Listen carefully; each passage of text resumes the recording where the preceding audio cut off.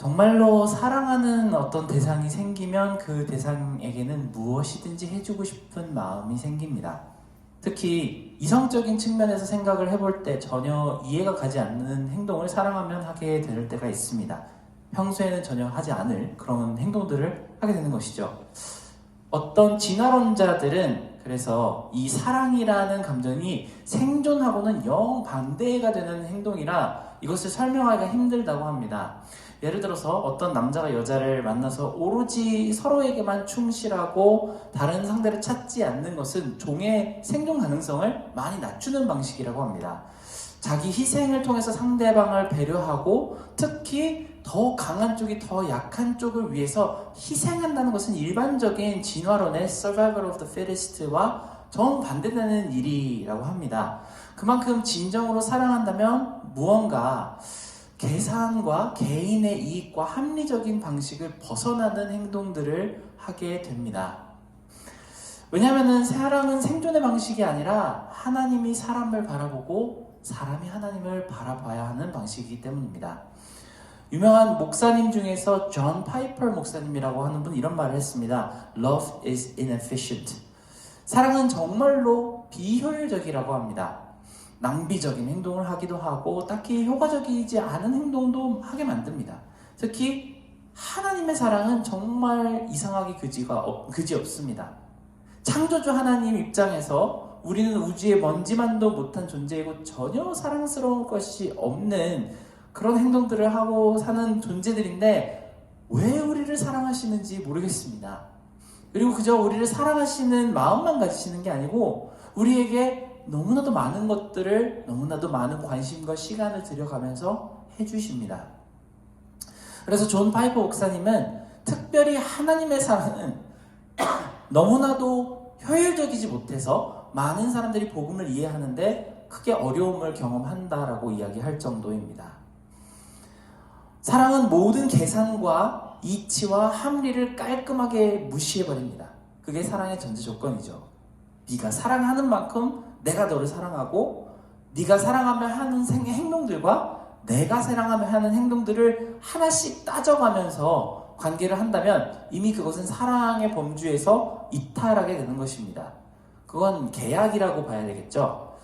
요즘은 많은 부부들이 결혼을 해서 그렇게 결혼 생활을 하려고 하는 사람들이 많다고 합니다. 나는 이런 집안일을 할 테니까 너는 저런 집안일을 하고 나는 이렇게 돈을 분담을 할 테니까 너는 저것을 분담을 하라는 식으로 아주 페어하고 공평하게 이렇게 관계를 하려는 부부들이 많다고 합니다. 근데 이렇게 하면 할수록 아마 마음속에 서로에게 대한 불만족이 계속 쌓여갈 것이 분명합니다. 왜냐하면 이것은 사랑하는 사람들이 하는 행동이 아니기 때문입니다. 그래서 고린도전서의 바울은 이렇게 이야기합니다. 사랑은 자기의 유익을 구하지 않고 모든 것을 참고 모든 것을 믿고 모든 것을 견디는 것이라고 말합니다. 어떻게 보면 우리가 일반적으로 지금 이 세상에서 생각하는 사랑과는 조금 다른 개념일 수도 모르겠습니다. 왜냐하면 우리는 사랑을 할 때 그것을 나를 채우는 어떤 감정과 행위라고 생각을 하는데 결국 사랑을 성경적인 관점에서 보면은 비상식적일 정도로 다른 사람을 채우는 행위라고 하기 때문에 그렇습니다. 오늘 말씀은 그런 사랑, 진짜 아가페 러브에 대한 예수님의 마음과 그분을 그만큼 사랑했던 마리아의 이야기가 등장합니다. 이 사랑 안에는 조건도 없고 계산도 없으며 그저 상대방에게 무엇을 더 해줄 수 있을까 고민하는 마음이 담겨 있습니다. 옆에서 사랑이 없는 사람이 보기에는 순전히 모든 것이 죄다 낭비인 것처럼 보이고 비효율의 극치이며 미련하고 멍청한 것처럼 보일 수도 있습니다. 하지만 그 사랑은 서로를 진심으로 기쁘게 해주고 깊은 공감을 형성하게 합니다. 그리고 이것이 예수님이 우리와 함께 누리고 싶어 하시는 진짜 사랑임을 오늘 말씀을 통해서 우리에게 전달해주고 있습니다. 일단 마리아라는 사람이 왜 예수 그리스도에게 깊이 사랑에 빠지게 되었는지부터 먼저 한번 살펴봤으면 좋겠습니다. 마리아라는 사람은 베다니라고 하는 아주 작고 보잘것없고 가난한 집에서 살던 사람이었습니다. 베다니는 예루살렘에서 3km 정도밖에 떨어지지 않은 아주 가까운 곳이었는데 거기에는 많은 나병 환자들과 가난한 사람들이 모여 사는 말 그대로 게로타운이라고 합니다. 마치 맨하탄에는 정말 수많은 부자들이 살고 너무나도 막 높고 화려한 건물들이 있지만 그 가운데 할렘이라고 하는 굉장히 어둡고 가난한 곳이 있다는 것을 우리가 알고 있죠. 마치 그런 곳이 베다니와 같은 곳입니다. 할렘은 그래도 복지가 되게 잘 돼 있어서 여러 가지 지원과 봉사가 잘 되는데 베다니는 사회에 어울리지 못하는 인간들이 마치 버려진 듯이 그곳에 모여서 살고 있는 곳이 바로 베다니였습니다. 그런 작고 보잘것없는 동네에 살던 노바리 세 남매가 바로 나사로와 마리아, 마르다였습니다. 그런데 예수님이라는 분이 그들의 삶에 찾아오셨습니다. 굉장히 특이하게도 그 사람은 많은 사람들의 존경을 받고 하나님이 보낸 사람이고 이스라엘의 새로운 왕이 될 수도 있다는 이 사람이 이 가난한 삼남매 노바디, 마리아, 마르다, 나사로와 친분을 맺게 된 것입니다. 성경에는 어떤 방식으로 이 사람들이 예수님과 함께 교제를 시작하게 됐는지 자세히 나와 있지는 않지만 예수님은 이미 그 집을 여러 번 방문하셨고 그 집을 빌려서 많은 사람들도 가르치시고 그 집에서 식사 교제를 하신 적이 상당히 있는 것으로 나타납니다. 우리나라 사람들도 그렇죠. 집에 초대해서 밥을 먹는다라는 것은 어느 정도 깊은 친분 관계가 있지 않고서는 도저히 생각하기 어려운 그런 측면이 있습니다. 오늘 처음 만났는데 저희 집에 와서 밥 먹으실래요? 라고 하는 사람은 거의 없겠죠. 어느 정도 내가 이 사람을 믿을만하고 나의 사생활을 공개하고 싶어하는 사람들한테 집으로 초대를 합니다. 당시 유대 사회에도 그랬습니다. 그런데 어느 사회에서는 그렇죠. 내가 누구누구랑 친하다라는 게 그 사람이 어떤 사람인지를 나타내 주죠. 뭐 영화나 드라마에서도 보면은 이런 사람들이 있습니다. 뭐 내가 누군지 알아? 이러면서 꼭 하는 소리가 있죠. 내가 말이야 아주 높은 사람하고도 친하고 높은 그 누구 정치인이랑도 내가 사우나도 지난주에 같이 한 사람이야 이러고 자기 친분을 막 과시를 합니다. 예수님도 누구와 친하냐라고 물어보신다면 아마 그 중에는 분명히 나사로, 마리아, 마르다가 있다고 말씀하실 텐데 사람들은 생각할 때 예수님 정도의 영향력이 있고 예수님 정도의 유명세가 있는 사람이라면 분명히 사귀는 친구들도 굉장히 영향력 있는 사람들이지 않을까라고 분명히 생각을 할 것이 분명합니다. 그런데 마리아, 나사로, 마르다는 전혀 그런 것이 없는 사람입니다. 나병 환자촌에 사는 사람들이고 가난하고 배운 것이 없었습니다. 특히 다른 복음서에 나온 설명들을 보면은 바리새인이 마리아를 보며 이 여인이 얼마나 비천하고 더러운 죄인인지 선지자인 그가 모를 수가 있는가라고 판단합니다. 우리는 그러니까 나사로와 마리아 마르다의 집안 사람이 예수 그리스도라는 아주 유명한 요즘 말로 하면 떠오르는 핵인싸가 친구가 되기 위해 찾아온 것입니다. 그렇게 친근하게 대해주시고 같이 식사도 하시고 말씀도 전해주시는 그 모습에 정말 신기하고 감사함을 느낄 수밖에 없었을 것입니다. 예를 들자면 삭개오라는 사람이 있죠. 삭개오는 이 예수님의 얼굴이라도 보려고 나무 위로 올라갔습니다. 그런데 그때 예수님이 오늘 내가 너의 집에 가서 같이 식사를 나누고 교제를 하겠다라고 한 그 말 한마디에 삭개오는 너무나도 크게 감동해서 내가 지금까지 졌던 모든 죄를 다 회개하고 내가 지금까지 사람들한테 훔쳤던 모든 돈을 다시 나눠주겠습니다라는 고백을 하게 합니다. 이와 같이 마리아도 이렇게 귀한 분이 관심을 가져주시고 친하다라고 불러주신다는 점에서 정말 감격했을 것이 분명합니다. 모두에게 그렇듯이 사랑은 이렇게 아무런 편견이 없는 관심에서부터 시작을 합니다.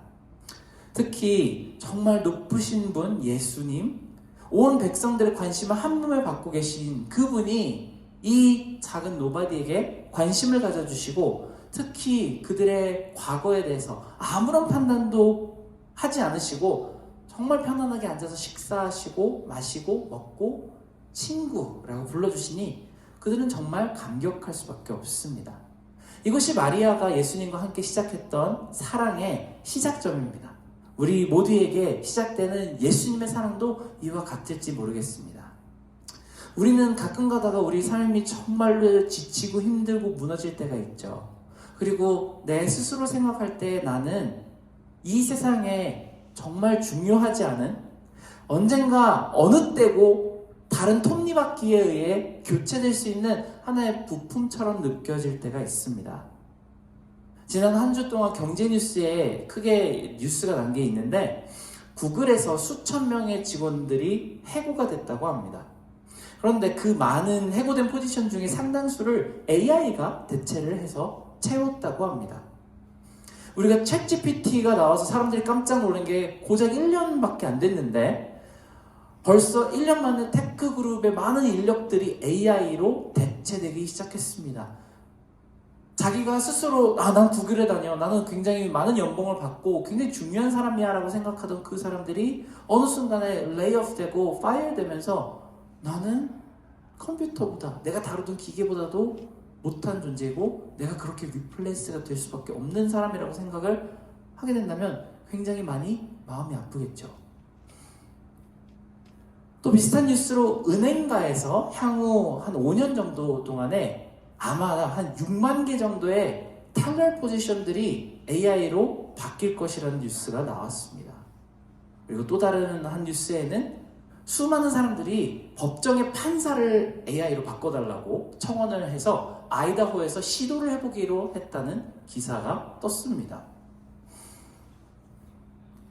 우리는 점점 인간의 가치를 그 사람이 얼마나 큰 경제적인 퍼포먼스를 할 수 있는가, 이 사회에서 어떤 컨트리뷰션을 할 수 있는가, 그 정도 톱니바퀴, 하나의 기계조각, 언제든지 누군가로 대체될 수 있고 언제든지 그 가치가 떨어지면은 치워버리고 다른 걸로 끼워 넣을 수 있는 그런 기계보다 못한 사람들로 소모되어 버려지지 않을까 하는 두려움 속에 살고 있는지 모르겠습니다. 우리도 항상 언제고 이런 상황을 맞이할 수 있는 세상을 살고 있죠. 이와 관련해서 우리나라는 외로움 지수가 하늘을 뚫고 올라가고 있는 중이고, 영국에는 이미 그 문제가 너무 심각해서 2021년부터 정부기관에 고독부라는 게 생겼대요. The Committee of Loneliness. 그리고 고독부 장관이라고 하는 사람이 있습니다. 그 장관이 실제로 계신 분인데요. 바로네스 바론이라고 하는 분이 2021년부터 지금까지 고독부 장관으로 활동을 하고 계시다고 합니다.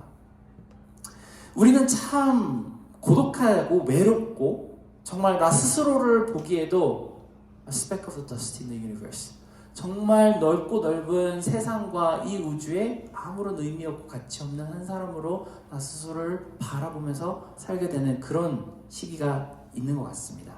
그런데 이때 우리에게 찾아오시는 가장 유명하시고 부유하시고 영향력 있으신 그 예수님께서 우리에게 관심을 가지고 계시고 아무런 편견이나 판단함 없이 오셔서 함께 시간을 보내시고 친구라고 불러주십니다.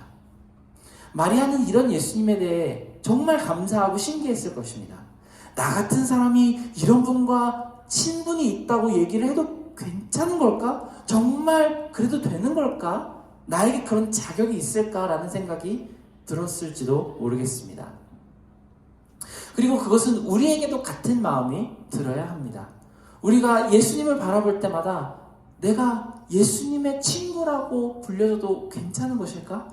예수님을 따르는 사람, 크리스천이라고 내가 나 스스로를 부를 만한, 그럴 만한 월스가 나에게 있는 것인가?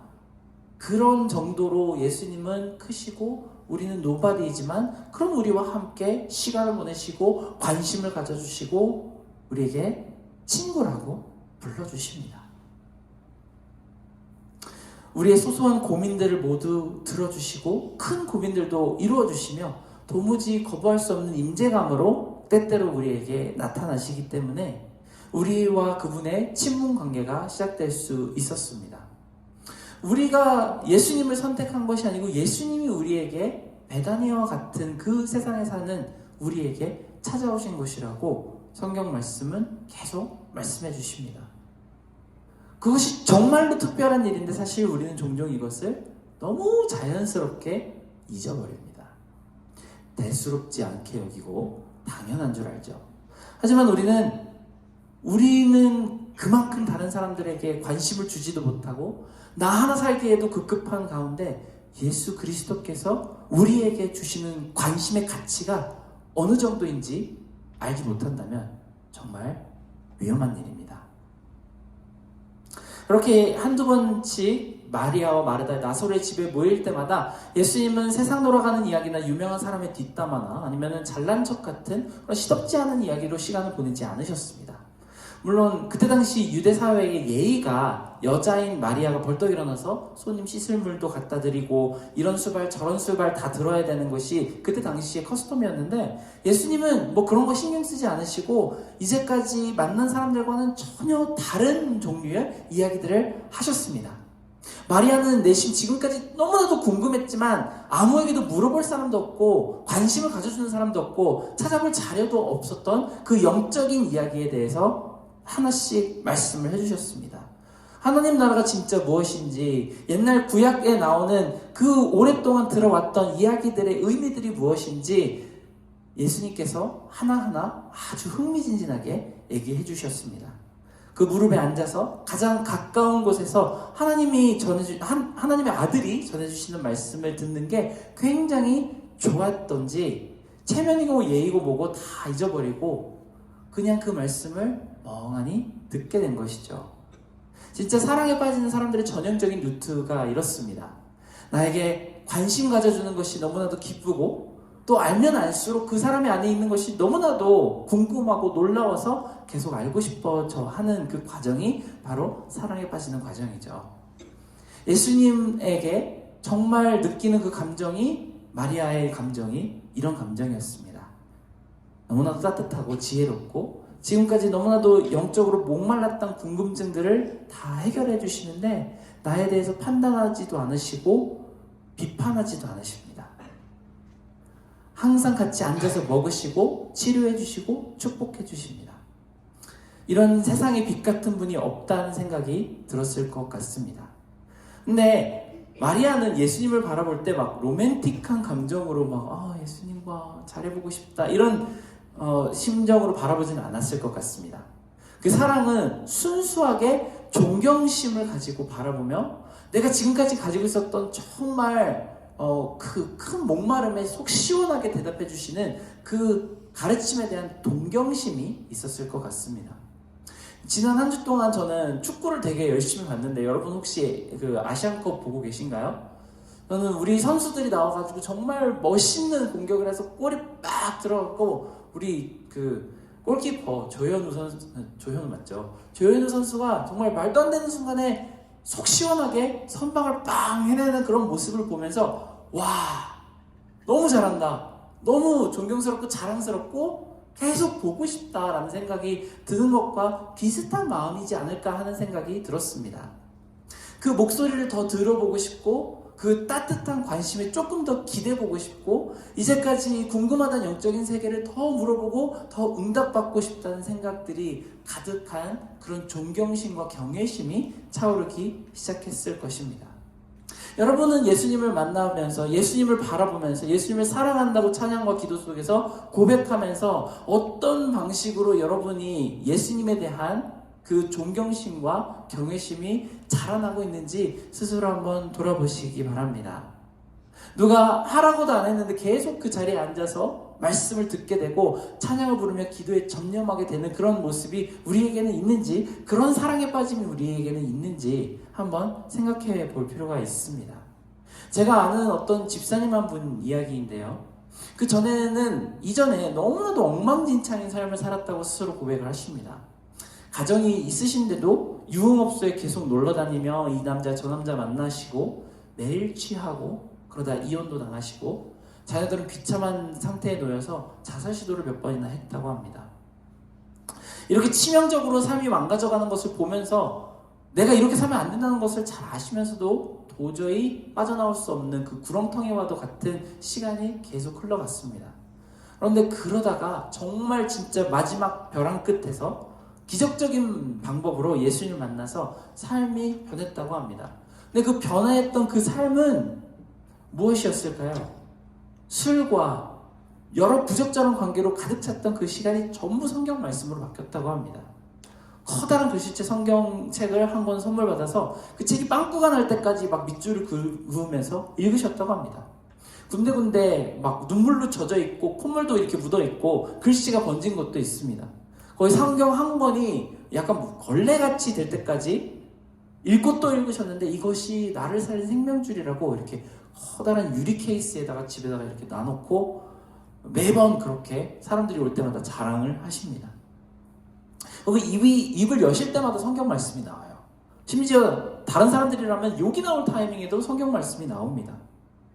그분을 예전부터 알던 사람들은 와, 이 사람은 진짜 완전 인상부터 달라졌다고, 도대체 무슨 일이 일어난 건지 너무나도 놀랍고 궁금하다고 합니다. 마리아처럼, 그리고 방금 제가 이야기했던 이 간증을 전한 집사님처럼 예수님에게 점점 빠지게 되는 사람이 이런 모습을 가지고 있습니다.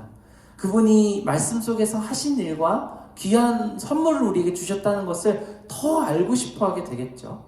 그리고 우리 또한 그 신앙생활을 하면서 경험하거나 예수님의 사랑하는 사람들을 종종 볼 때 저게 찐사랑이다라는 생각을 하게 됩니다.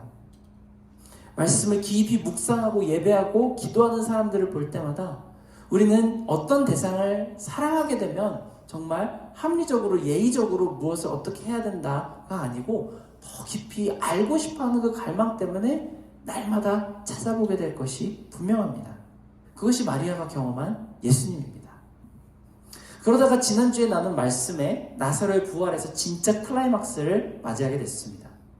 당시 고대 근동의 사회에는 심지어 지금까지도 각 가정에는 무조건 남자가 한 명은 있어야 한다고 합니다. 여자는 남자가 없이는 무언가 사거나 팔 수도 없고 행정적인 사회적인 업무를 보는 것도 불가능했다고 합니다. 남편이 없다면 아들이라도 있어야 되고 둘 다 없다면 남자 형제라도 있어야 됩니다. 그것이 그때 당시 여자들의 운명이었던 것이죠. 작년에 어떤 중동 선교사님의 간증을 한번 들은 적이 있는데요.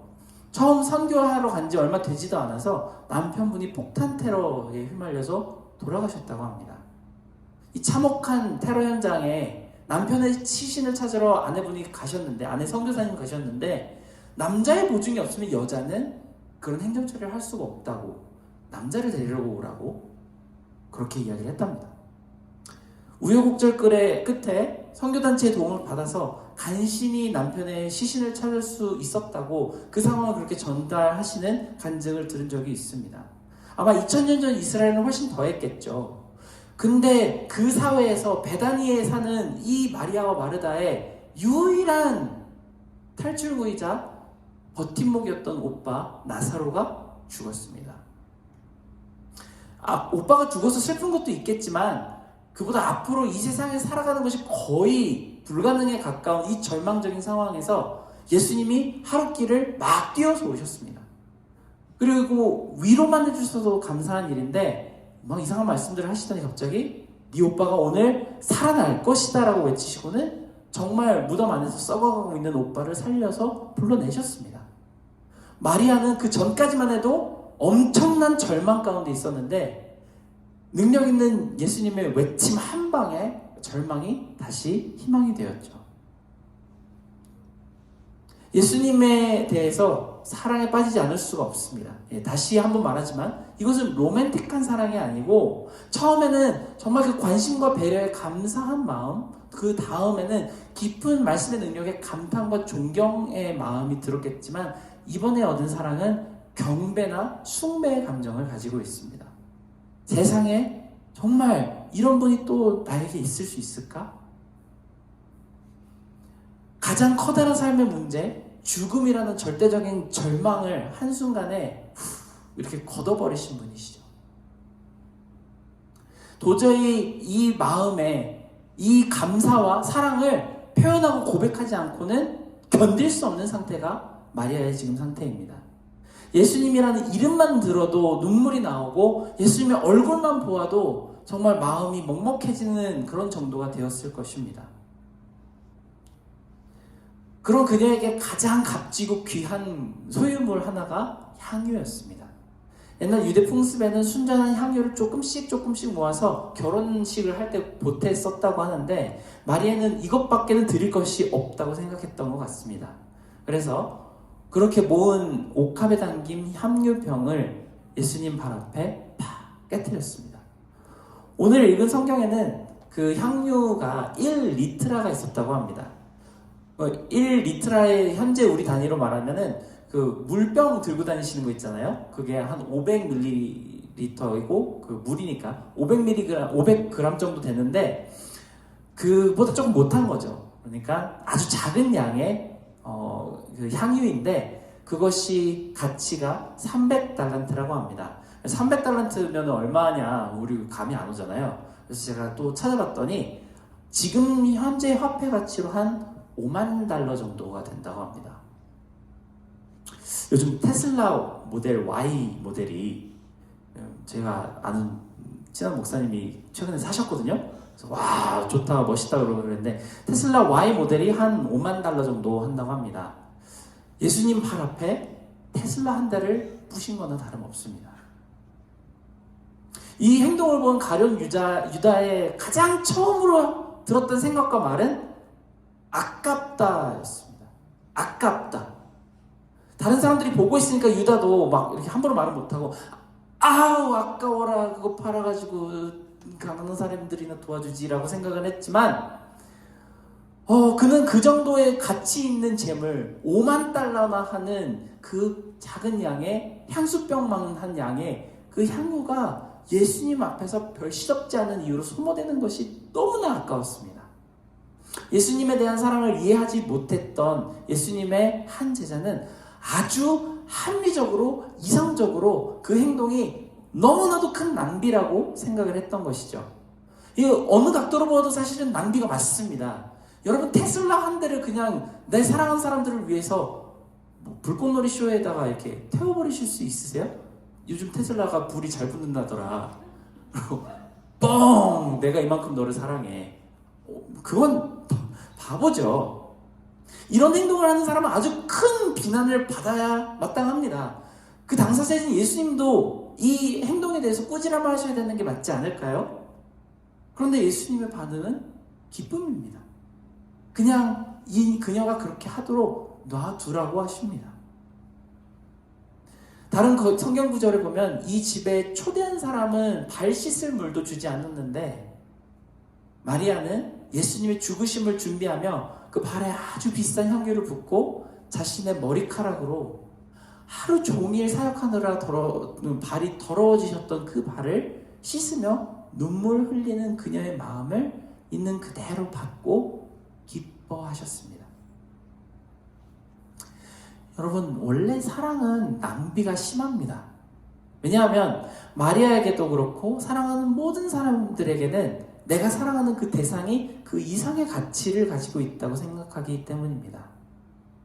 325g짜리 5만 달러짜리 향유가 아무리 귀한들 예수님만 할까요?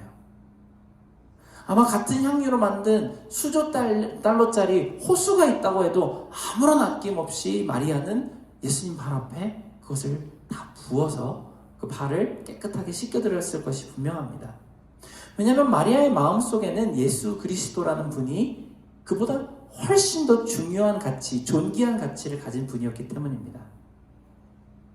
예수님을 깊이 만나고 사랑에 빠지고 도저히 이 세상에 줄 수 없는 만족과 기쁨을 갖게 된 사람들이 예수님을 바라보는 관점과 행동이 거의 이렇습니다. 선교 역사를 조금이라도 살펴보면요, 가장 당시 유망하고 미래가 보장된 제일 우수한 청년들이 예수님하고 사랑에 빠졌던 이유 하나 때문에 자기 인생을 전부 홀라당 바쳐서 다른 나라에 복음을 전하러 갑니다. 그리고 그 반 이상은 그 선교지에서 순교해서 몇 년 지나지 않아 땅에 묻혀서 천국으로 가게 됩니다. 얼마나 큰 인생의 낭비인가요? 그 친구들은 자기 본국에서 사업을 벌이고 정치질하고 여러 가지 방법으로 막대한 재산을 남기고 그 후손에게 자산을 남겼는데, 물려주는데, 이 많은 선교사님들은 그 땅에서 정말 별 볼 일 없이 죽고 아주 작은 무덤에 묻히게 됩니다. 이 인생의 낭비의 이유가 있다면 그들이 하나님을 사랑했다는 것 말고는 없습니다. 우리 교회만 해도 그렇습니다. 작년에 나이 많으신 어떤 한 성도분이 우리 교회에 건축 이제 뎁트가 있는 론이 있는데 200만 달러라는 큰 돈을 건축 헌금으로 내셨습니다. 근데 그분은 그 전에도 굉장히 몇 번이나 여러 번이나 이런 규모의 헌금을 많이 하셨습니다. 200만 달러 얼마나 큰 돈인가요? 저는 사실 제가 그 반의 반도 사실 제 어카운트에 가져본 적이 없어서 이게 얼마나 큰 돈인지 감이 안 옵니다. 여러분 200만 달러가 있으면 교회에 이렇게 헌금하시 한 500만 달러 있으면 할까요? 내가 아무리 돈이 많아도 사실 200만 달러라는 돈은 너무나도 큰 돈입니다. 남은 시간 동안 세계 일주를 해도 남을 돈이고 정말 뉴욕 맨하탄에 큰 집을 하나 사도 될 만한 돈이 200만 달러인데 정말 이 교회를 사랑하는 마음 때문에 하나님을 사랑하는 마음 때문에 200만 달러가 아깝지 않다고 생각하고 한꺼번에 책을 써서 내셨습니다. 그만큼이 그분이 하나님을 사랑하는 마음입니다. 내가 하나님을 사랑하는 마음은 200만 달러보다 훨씬 더한데 내가 지금 드릴 수 있는 게 200만 달러밖에 없다고 생각하시는 것이죠. 오늘 이 말씀을 듣는 여러분들 중에는 그렇게 생각하는 사람이 있을 수 있습니다. 뭔가 광신적인 믿음을 갖는 사람들이 이해가 가지 않는다고 생각할 수 있죠. 뭔가 그래도 나도 삶이 있는데 내 거 할 거 다 하고 내 가족들도 할 거 다 하고 그 중에 좀 여유가 있으면 정도껏 좀 드리는 것이 좋지 않을까. 저도 교회 다니면서 그런 이야기를 정말 많이 들어봤거든요. 특히 시간이 그렇습니다. 저도 학생일 때 그런 생각을 정말 많이 해보기도 했고 들어도 보았습니다. 제가 대학교 때 후배 중에 신학과에 들어온 친구가 있었는데요. 학기 초에 저한테 그 신학과의 후배의 아버지가 저에게 전화를 오신 거예요. 김성준 전도사님이라고 들었는데 우리 아들이 지금 이번에 신학과를 갔는데 그래도 우리 아들은 거기 공부하러 갔지 사역하러 가고 교회 봉사하러 가는 거 아닙니까? 너무 교회 끌고 다니지 말고 예배 이런 거 너무 많이 참여시키지 마시라고 경고를 저에게 하십니다. 근데 더 놀라운 것은 그 친구 아버님 목사님이셨어요. 여러분도 그렇게 생각하지 않으시나요? 왜 내가 지금 뉴욕에 왔을까? 나는 뉴욕에 커리어를 쌓으러 왔고 공부를 하러 왔고 미래를 준비하러 왔지. 하나님의 일을 그 이후에 좀 밸런스를 맞춰가면서 내가 시간이 있을 때 내가 물질적으로 조금 더 여유로울 때 하는 게 맞지 않나? 그렇게 하는 게 지혜롭고 합리적이지 않을까? 이렇게 생각이 들 때가 있죠. 너무나도 합당한 말입니다. 이성적이고 합리적입니다. 너무 맞는 말이라서 제가 반박할 말이 없습니다. 그런데 누군가가 정말 열정적으로 삶을 다 갈아 넣어서 예수님을 위해 따르고 봉사하고 예배드리는데 모든 시간과 돈을 다 퍼붓는 사람이 있으면 저 사람은 그만큼 사랑하나 보다 하고 이해해 주시면 됩니다. 예수님도 이 마리아의 발 씻어주시는 광경을 보면서 이 사람은 이렇게 하는데 너는 왜 이렇게 안 하냐라고 하시지 않습니다.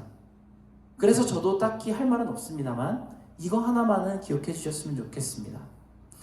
이 모든 씬에서 가장 큰 진짜 낭비는 마리아의 향유가 아닙니다. 바로 예수님이 하신 낭비입니다.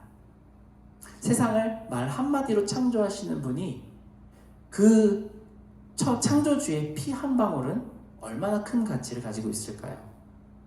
저도 갑자기 그게 궁금해서 한번 검색을 해봤는데요. 창조주의 피 값 이거 검색한 게 아니고요. 그 로마에 토리노의 수위라고 하는 성물이 있습니다. 예수님이 돌아가셨을 때 그 예수님이 시신을 이렇게 감쌌다고 전해지는 그런 천인데요. 이 천이 막 예수님 막 얼굴 모양으로 막 가시관 모양으로 피 자국도 막 있고 그래요. 저도 이제 그 직접 본 거는 아니고 그냥 사진 자료만 봤는데 예전에 중세 시대 때 어떤 프랑스 귀족이 이 천 한 장, 예수님의 피가 묻었다고 알려진 그 천 한 장을 커다란 성 2개를 주고 샀다는 기록이 있습니다. 근데 이거는 그냥 인간적인 가치 기준으로 그런 건데 아마 전능자 하나님의 모든 피와 생명의 값은 우주 전체보다 더 귀한 가치를 가지고 있을 것입니다. 그런데 그것을 우리한테 예수님을 항상 조롱하고 관심을 주지 않는 그 죄인인 우리를 위해서 아낌없이 흘리고 뿌려주셨다고 합니다. 이게 가장 큰 낭비라고 생각이 됩니다. 그냥 하나님 입장에서는 우주를 활활 불에 태워버리고 새로 만드시는 게 훨씬 쉽습니다. 세상에 이런 낭비가 없죠. 하나님의 지혜를 의심하게 만드는 낭비의 끝입니다. 그런데 아까부터 제가 계속 얘기했듯이 원래 사랑하면 다 합리고 이성이고 절약이고 없습니다. 예수님은 그 크신 사랑으로 우리의 가치를 그만큼 크게 보셨기 때문에 예수님 안에 몸 안에 흐르셨던 그 모든 보혈을 단 한 방울도 남김없이 다 쏟아부어서 우리에게 묻은 이 더럽고 추한 죄와 죽음을 전부 씻어내시기를 원하셨습니다. 향유로 예수님의 더러운 발 씻는 건 낭비가 아니에요. 예수님이 피로 우리를 머리부터 발끝까지 씻어준 것에 비하면 정말 아무것도 아닙니다. 지금까지 우리는 교회 다니면서 우리의 모든 것을 다 드려도 아깝지 않은 주님이라는 이야기를 많이 듣고 또 찬송과 기도 가운데 고백을 했을 거예요. 그런데 우리 마음속에는 아직도 가련 유다가 많이 남아있습니다. 예수님께 드리는 것이 너무 아깝다는 것이 정말 많습니다. 우리 시간도 너무 아깝고 우리가 드리는 11조도 너무 아깝고 심지어는 할 일이 없어서 침대 뒹굴거리면서 유튜브 쇼츠를 보는 시간도 주님께 드리기에는 아깝다는 생각이 들 때가 있습니다. 내 삶 드리리라고 하는 것은 그냥 부르는 찬송의 가사에 불과할 때가 많고 실제로 내 삶은 내 거고 하나님은 내 삶을 잘 지키는 그저 프로텍터로서 계셔주시면 거기까지가 딱 좋다고 생각할 때가 내심 굉장히 많습니다. 내 삶 다 드렸다가 아까 그 중동 선교사님 기억하시죠? 거기 가라고 하시면 아이고 그럴까봐 하나님 헌신은 하겠지만 거기는 아니에요 라고 생각하는 우리의 생각을 보면은 그것은 사실 우리 사랑의 깊이의 차이입니다. 하나님의 사랑은 우리에게 무엇을 쏟아 부었는지를 생각해 보시기 바랍니다. 그리고 하나님은 지금 이 순간에도 전혀 합리적이지 않을 만큼 큰 낭비적인 사랑을 우리에게 콸콸 쏟아붓고 계십니다. 우리가 정말 마음으로 사랑을 고백하려고 한다면 우리의 입술로 고백하지 마시기 바랍니다. 우리 마리아는 입술로 예수님께 사랑한다고 고백하지 않았습니다. 오늘 성경 말씀에는 마리아의 대사가 단 한마디도 나오지 않습니다. 마리아는 무엇으로 사랑을 고백했냐면요, 눈물과 향유와 머리카락으로 사랑을 고백했습니다. 여러분, 우리가 예수님께 사랑을 고백하고 싶다면 입술로 고백하지 마시고요, 삶과 시간과 물질을 드리시기 바랍니다. 오늘 말씀에서 정말 그것을 기뻐하셨던 예수님의 모습처럼 분명히 우리의 마음에도 정말 흡족한 기쁨을 예수님께서 나누어 주시리라고 믿습니다. 그리고 우리 주님은 그런 것을 받으셔도 좋을 만한 충분한 자격과 가치가 있으실 만큼 이미 우리에게 충분히 사랑을 공증해 주셨습니다. 우리가 한 찬양을 불렀으면 좋겠는데요, 이 찬양을 부를 때마다 저는 항상 드는 고민이 있습니다. 이 찬양이 그냥 내가 그냥 한번 흥얼흥얼거리고 내 감성이 그냥 바뀌고 감동을 받고 그냥 거기서 끝나버리는 그런 찬양이 아니었으면 좋겠어요. 우리가 부르는 이 찬양이 진짜 내가 입술로 고백하기 너무 나는 그렇게 못하겠다, 그렇다면 그냥 들어주시기 바랍니다. 근데 이 찬양을 하면서 정말 나도 그런 마음을 가지고 하나님께 나의 사랑을 드리고 싶고 정말 예수님 품 안으로 그 곁으로 가고 싶다라는 마음이 드신다면 그 마음을 고백하는 기도하는 심령을 가지고 이 찬양을 함께 해주었으면 좋겠습니다. 우리 예수 예수 예수라는 찬양인데요, 함께 찬양하겠습니다.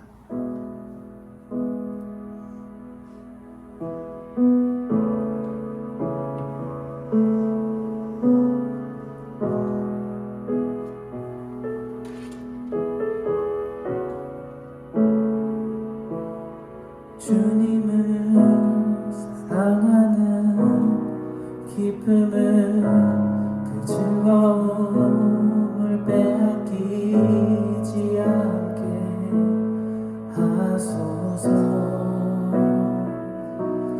주님을 사랑하는 그 기쁨을 그 즐거움을 빼앗기지 않게 하소서. 한번 더 찬양하겠습니다. 주님을 사랑하는 그 기쁨을 그 즐거움을 빼앗기지 않게 하소서. 주님을 사랑하는 기쁨을 그 즐거움을 빼앗기지 않게 하소서. 예수 예수 예수 예수 주님을 사랑합니다. 예수 예수 예수 예수 주님을 사랑합니다. 예수 예수 예수 예수 예수 주님을 사랑합니다. 예수 예수 예수 예수 주님을 사랑합니다. 호산나 호산나 호산나 호소소서 호산나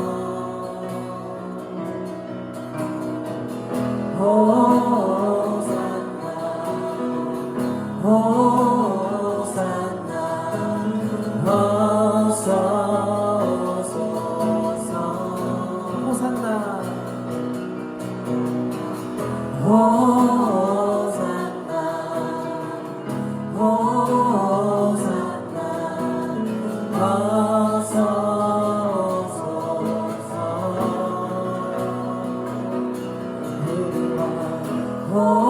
호산나 호산나 호소소서.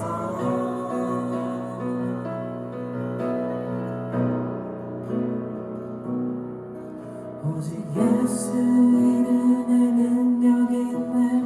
예수 이름에 치유 있네. 예수 이름에 권세를 있네. 예수 이름에 회복 있네. 예수 이름에 자유 있네.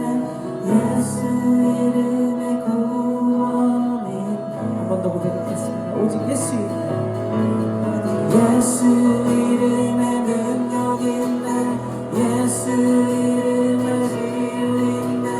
예수 이름에 권세 있네. 예수 이름에 회복 있네. 예수 이름에 자유 있네. 예수 이름에 구원 있네. 호산나 호산나 호산나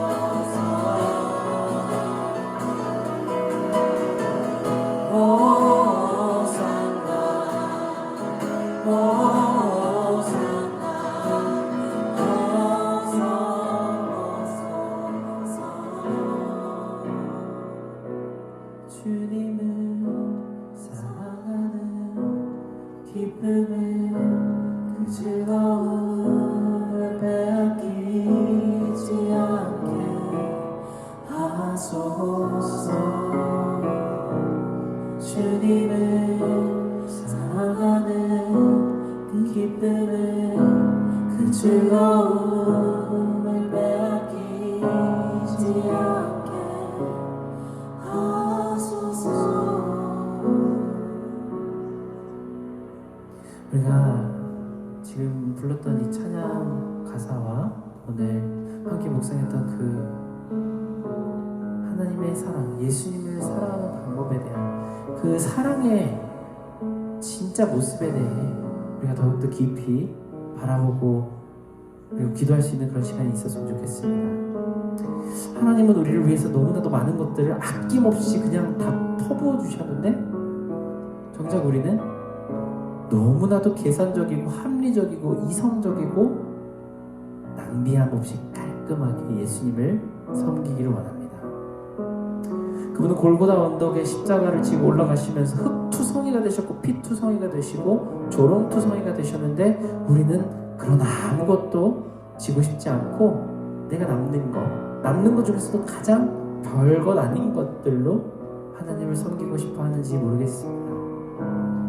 하나님은 우리를 진짜 사랑하셨는데 우리는 가짜 사랑하고 있지는 않은지를 돌아보며 함께 정말 방금 불렀던 이 찬양의 가사가 내 마음이 될 수 있게 도와주시라고 함께 고백하며 기도하겠습니다.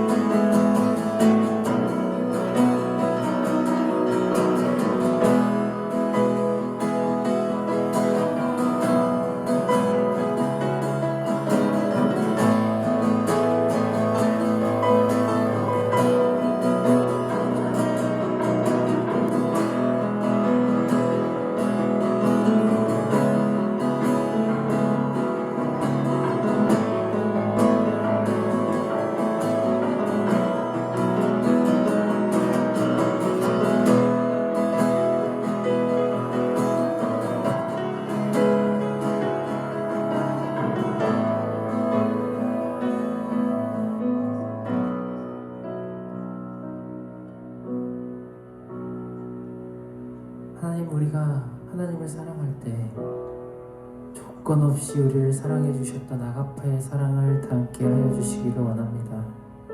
우리는 너무나도 합리적이고 이성적이고 똑똑한 사람들이라 하나님을 섬기는 방식도 우리가 정확한 계산에 따라서 하기를 원하지만 그것은 우리에게 사랑이 아님을 배웠습니다.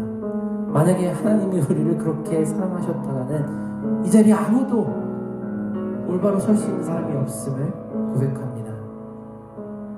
우리 마음 또한 하나님의 사랑을 닮아갈 수 있게 도와주시고 하나님께서 먼저 우리에게 주셨던 그 사랑을 정말 우리가 가진 가장 좋은 것을 깨뜨려도 아깝지 않고 그것을 드려도 정말 하나도 아까운 마음이 들지 않는 마리아의 마음이 무엇인지 우리가 예수 그리스도를 바라볼 때마다 알게 하시고 깨닫게 하시고 다시 한번 우리 마음 가운데서 그것이 살아나게 도와주시기를 간절히 원합니다.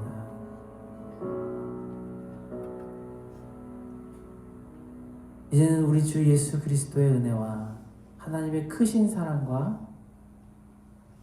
성령님의 감화 감동 교통하심이 날마다 하나님을 사랑할 때 너무나도 합리적이지 못하고 낭비적일지는 모르겠지만 하나님을 기쁘게 하시는 방법으로 하나님을 사랑하기를 원하는 모든 사람들의 머리 위에 이제로부터 영원까지 함께 있을지어다. 아멘.